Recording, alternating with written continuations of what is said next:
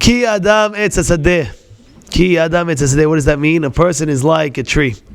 So we have this chut today. We have Gili from Israel. Tells me, Rabbi, what's the Tu B'Shvat? What's going on over here? Tells me like this. Says, if you think about it, everybody gets judged Rosh Hashanah. Rosh Hashanah, everybody gets judged. And everybody wants to be better. There's nobody out there that doesn't want to improve. You should just know that, by the way. Everybody wants to improve. Right? Everybody wants to improve. Everybody wants to get close to HaKadosh Baruch Hu. Everybody wants to have good character traits. Everybody wants to do good deeds. Everybody wants to give charity. Everybody wants to.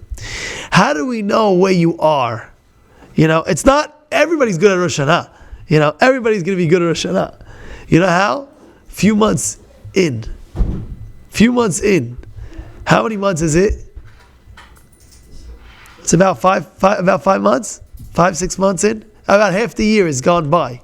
Give or take. Half the year has gone by. Almost half the year has gone by. Now, it gives us a chance to recollect where we're holding. Where are we? Yeah, we all made Kabbalot on Rosh Hashanah. We're going to do this, and we're going to do that, we're going to do this, and we're going to do that. Where are we holding now? We have a fellow, his name is Lonnie, we call him Lonnie Bones. And I say his name because he's a fantastic individual. He's learning now in Israel. And when he first came to Derech Emet Torah Center, he was a fellow that, he didn't look so religious.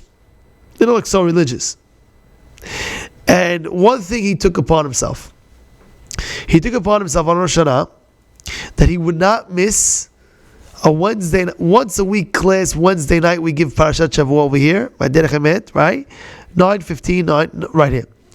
And he told me his Kabbalah for Rosh Hashanah was he won't miss one class. That was his thing, and he wouldn't miss a class. And he would call me throughout the year. If there was an emergency, he would call me up. Rabbi, my best friend's wedding, am I allowed to go? That was his question to me. I know I have to go. Am I allowed? I accepted upon myself on Rosh Hashanah. What should I do? And I would tell him, of course you can go. Of course you have to go. So, Rabbi, but I made my Kabbalah. I said, your Kabbalah is now Wednesday night. Bezrat Hashem, we're going to go for a side for everything. We put it on live. He was able to see. It was a private thing. He was able to see it live with his face, whatever it was. He was able to see it at the time on the side of the wedding. It was an amazing thing. Something else came up. Bro, what should I do? So you can't miss it. You said Wednesday. He never missed one Wednesday night class. He grew so much from that one Kabbalah that he took upon himself that it led him to learn further. It led him to learn Gemara Makot on a Sunday morning. He says, Rabbi, I'm not working Sunday. What should I do? This is what happened. He got involved in one mitzvah of learning Parashat Shavua. Then he says, Rabbi, what should I do Sundays? I'm off for the whole day Sundays. I want to waste the whole day Sunday. What should I do? So he says, I said, can I learn Gemara? Of course. He started opening up the Gemara Makot.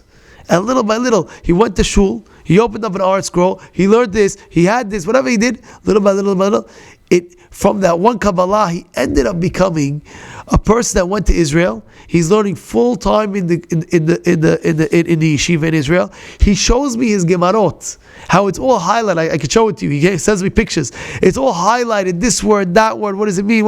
How did it all happen? Through one Kabbalah.